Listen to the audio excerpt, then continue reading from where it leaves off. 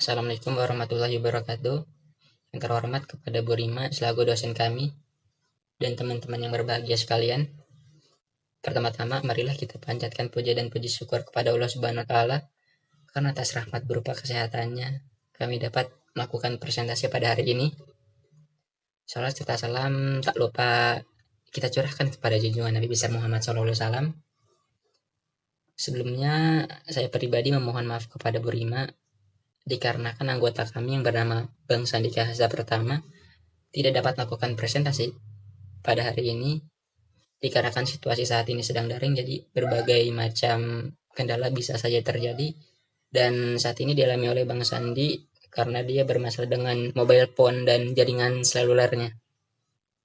Nah, tapi dia tetap membantu saya mengerjakan PPT dan makalahnya, Bu. Baiklah, pada hari ini saya Erdian Rizky Maulana akan menjadi moderator dan sekaligus presentator untuk singkat waktu. Saya akan memulai presentasi hari ini. Sumber-sumber ajaran Islam Al-Quran. Al-Quran adalah sumber ajaran Islam pertama, kitab suci umat Islam, serta kalam Allah yang diturunkan kepada Nabi Muhammad melalui Jibril. Al-Quran adalah pedoman untuk seluruh makhluk, baik manusia maupun jin. Sebagaimana Allah berfirman, "Wa ma huwa illa dzikrul lil alamin." Dan Al-Quran itu tidak lain hanyalah peringatan bagi seluruh umat. Quran Surah Al-Qalam ayat 52.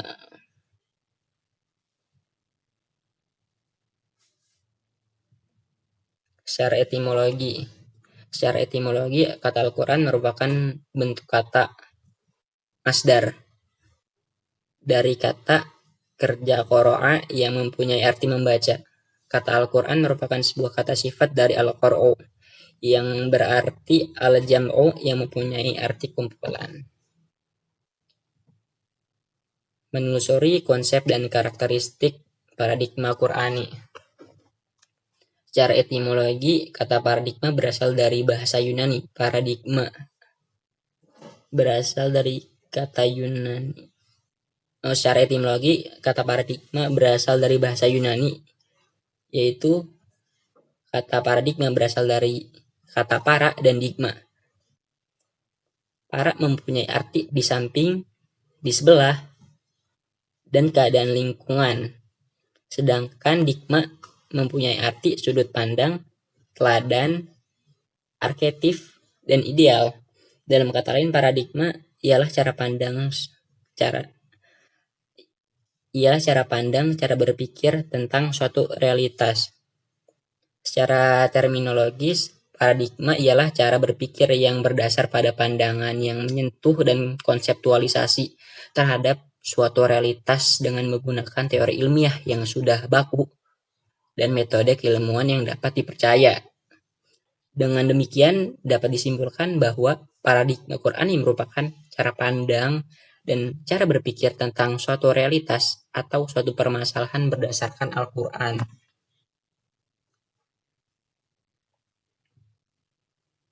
Menanyakan alasan mengapa paradigma Qur'ani penting bagi kehidupan modern. Al-Quran adalah sumber ajaran teologi hukum mistisme, pemikiran pandangan, pendidikan akhlak, dan sebagainya. Untuk apa Al-Quran diturunkan? Apa tujuan Al-Quran diturunkan? Al-Qadawi menjelaskan bahwa tujuan di Al-Quran meluruskan akidah manusia, yaitu caranya dengan menegakkan pokok-pokok tauhid, menjelaskan akibat untuk orang yang membenarkan para rasul dan akibat untuk orang-orang yang mendustakan para rasul. Dan mengapa Al-Quran penting bagi kehidupan modern? Yaitu karena dalam Al-Quran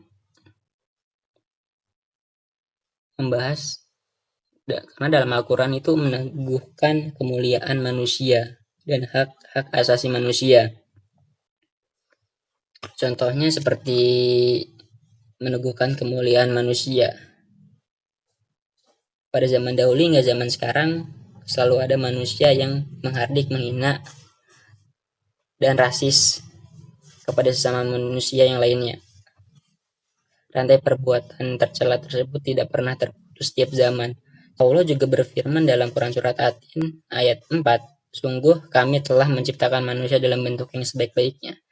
Dengan demikian kita ketahui Al-Quran sudah membahas persoalan ini sejak lama, dan dalam hal ini seharusnya kita menjadikan Al-Quran sebagai paradigma, khususnya untuk orang-orang Muslim.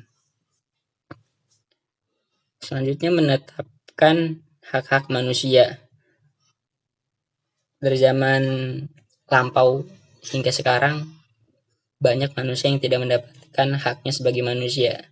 Penindasan selalu terjadi di mana-mana. Kita sebagai manusia, khususnya umat Islam, sudah semestinya kita menghargai hak-hak manusia lainnya, memberikan hak-hak manusia yang memang mereka pantas dapatkan. Karena Allah dalam firman-Nya di Al-Quran melindungi hak-hak manusia. Masa kita sebagai hambanya tidak mau melindungi hak-hak manusia? Al-Quran telah membahas masalah ini, diantaranya hak hidup ada pada Quran Surah Al-An'am ayat 151, Al-Isra ada pada ayat 33, Quran selanjutnya ada Quran Surah Al-Ma'idah ayat 31 yang membahas persoalan yang baru saja saya katakan. Selanjutnya ada hak untuk terjaga harga dirinya dan kemuliaannya, Quran Surah Al-Hujurat ayat 11. Hak mendapatkan keadilan, Quran Surah An-Nisa ayat 58. Dan masih banyak lagi. Meneguhkan hak-hak duafa. Inilah mengapa kita umat Islam sebagai manusia harus menjadikan Al-Quran sebagai paradigma utama kita. Karena Al-Quran sebaik-baiknya acuan dalam hidup ini. Al-Quran membahas segala aspek dalam kehidupan ini. Misalnya dari persoalan yang terlihat remeh-temeh seperti menguatkan hak-hak kaum duafa. Sesungguhnya Al-Quran telah membahas persoalan ini sejak lama.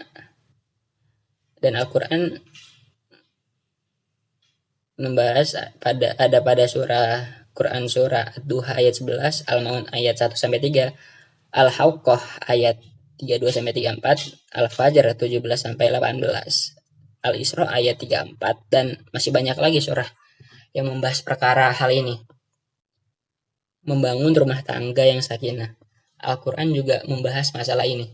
Karena dalam firman-Nya Allah menyuruh kita untuk saling menanamkan kasih sayang, memaafkan kesalahan pasangan, dan bukan hanya itu saja. Dalam Al-Quran juga membahas tentang bagaimana kita tidak mudah marah, harus bersyukur kepada Allah SWT, dan sebagainya. Al-Quran pula membahas tentang menghargai perempuan. Contohnya, Al-Quran membahas tentang kesetaraan gender antara pria dan perempuan. Al-Quran pula membahas tentang bagaimana wanita tidak boleh dipaksa dan disusahkan. Dan Allah berfirman dalam Al-Quran bahwa Allah akan melaknat seseorang yang memfitnah perempuan. Inilah mengapa kita harus menjadikan Al-Quran sebagai paradigma kita, khususnya kita sebagai umat Islam. Karena segala persoalan kehidupan di dunia ini telah dibahas dalam Al-Quran. Karena Al-Quran juga sebaik-baiknya sebagai pedoman kita, umat Islam. Hakikat Al-Quran. Al-Quran adalah penyempurna bagi kitab-kitab sebelumnya. Membaca Al-Quran dapat bernilai ibadah. Dalam memahami Al-Quran pula dibutuhkan ilmu lainnya, yakni ilmu tafsir. Kandungan Al-Quran. Kandungan dalam Al-Quran terdapat 2 tingkatan, antara lain pertama, ilmu kisah. Ilmu kisah yaitu ilmu yang berhubungan dengan para nabi dan musuhnya. Kedua, ilmu berdebat. Ilmu ini seperti ilmu kalam yang digunakan untuk menentukan pemikiran yang menyesatkan. Ketiga adalah ilmu yang terkait dengan hukum pidana seperti masalah harta, wanita, dan sebagainya. Ilmu tertinggi adalah ilmu makrifullah yang nantinya akan melahirkan ketenangan jiwa dan batin, yang membawa manusia kepada ketenangan batin dan jiwa. Ilmu tertinggi di Al-Quran setelah tauhid ialah ilmu jihad. Turunnya Al-Quran. Perjalanan Al-Quran sangat panjang dari zaman lampau hingga sekarang. Al-Quran tetap terjaga. Al-Quran tetap terjaga keasliannya sampai sekarang. Sebagaimana dengan firman-Nya, sesungguhnya kami yang menurunkan Al-Quran dan kamilah yang memeliharanya. Quran Surah Al-Hijr ayat 9.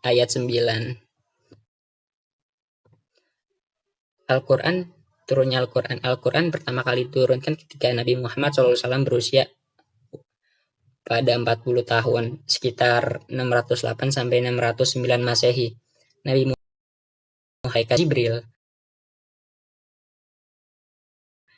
Al-Quran diturunkan secara berangsur-angsur selama kurang lebih sekitar 23 tahun pada 17 Ramadan 610 Masehi. Ayat pertama yang turun pertama kali sekaligus menjadi tanda pengangkatan Nabi Muhammad sebagai Rasul SAW ialah Surah Al-Alaq ayat 1-5. Al-Quran turun ketika Nabi Muhammad berusia 40 tahun.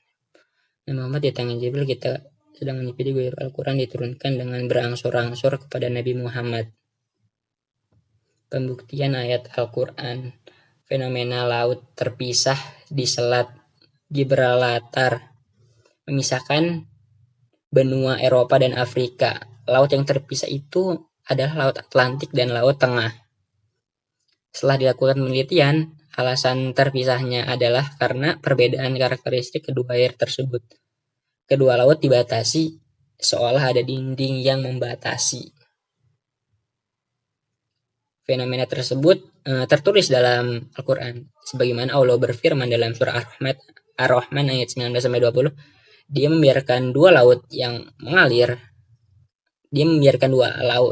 mengalir yang kemudian keduanya bertemu. Di antara keduanya ada batas yang tidak dilampaui oleh masing-masing. Maka nikmat Tuhanmu yang manakah yang kamu dustakan? Besi. Fakta yang lainnya, fakta pembuktian kebenaran Al-Quran yang lainnya adalah besi. Besi merupakan unsur logam yang bermanfaat bagi manusia dalam surah Al-Hadid ayat 25.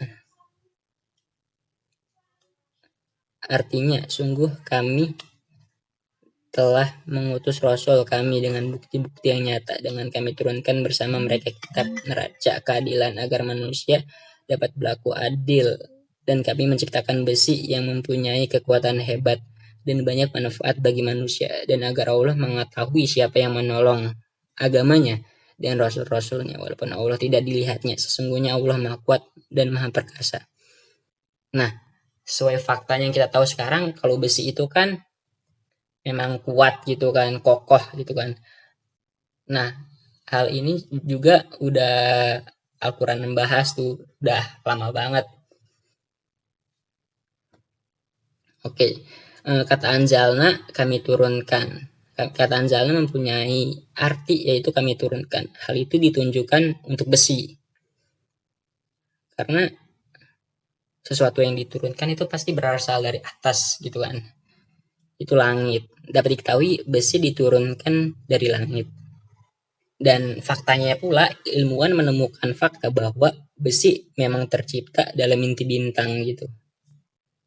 Kan di inti bintang itu berada di atas. Fungsi Al-Quran. Al-Quran berfungsi sebagai syifa atau obat.